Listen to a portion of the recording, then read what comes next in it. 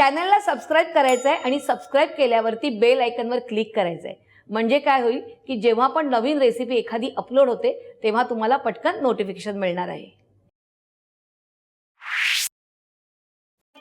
नमस्कार, रुचकर मेजवानी मी तर्शनामध्ये तुम्हा सगळ्यांचं स्वागत आहे. आपण ब्रेड बटर खातो, ब्रेड जॅम खातो, कधी कधी चण्याचा पिठाचा पोळा काढतो आणि तो स्टफ करून दोन्ही ब्रेडमधनं खातो. तर आज काहीतरी वेगळं दाखवूया, बेसन रवा टोस्ट.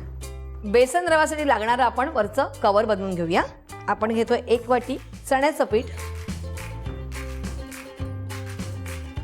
अर्धी वाटी रवा, रवा नॉर्मल घ्यायचे, कोथिंबीर थोडीशी, मीठ चवीप्रमाणे आणि मिक्स मसाला. तुमच्या घरी जो साठवणीतला मसाला आहे तो 1 टेबलस्पून. आधी हे सगळं मिक्स करून घेऊया. यात तुम्ही आलं लसूण क्रश घातलं तरी छान लागणार आहे. आता आपण यात थोडं थोडं पाणी घालून बॅटर बनवून घेऊया.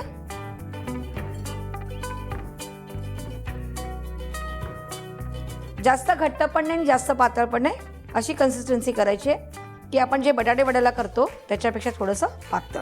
त्याच्या सगळ्या गुठळ्या काढून घ्यायच्यात आणि छान असं मिक्स करून घ्यायचं आहे. छानपैकी मिक्स झालेलं आहे. आता आपण गॅस सुरू करूया आणि थोडंसं ह्याच्यावरती तेल टाकूया. तेल सगळीकडे पसरून घेऊया.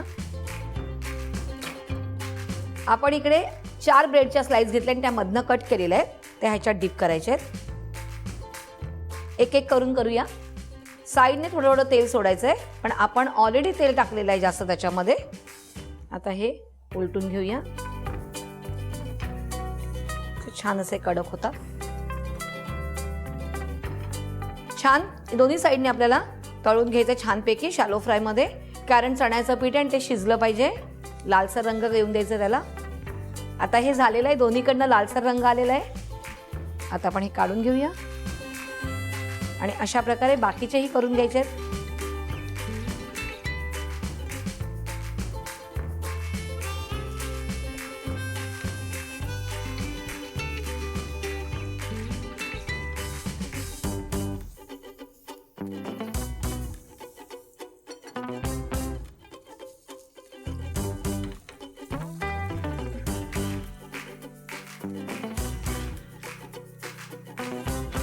छानपैकी दोन्ही साईडने कुरकुरीत झालेले आहेत.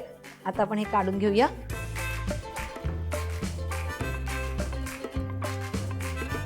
आपण हे काढून घेऊया, गॅस बंद करूया आणि अशा प्रकारे आपले सगळे टोस्ट तयार आहेत. गरमागरम बेसन रवा टोस्ट तयार आहेत. एकदम झटपट होणारे आणि पटकन होणार आहेत, कारण सगळं मटेरियल आपल्या घरात असतं. तेव्हा तुम्ही हे करून बघायचं आहे, मला कळवायचं आहे आणि रुचकर मेजवानीला लाईक, शेअर आणि सबस्क्राईब करायचं आहे.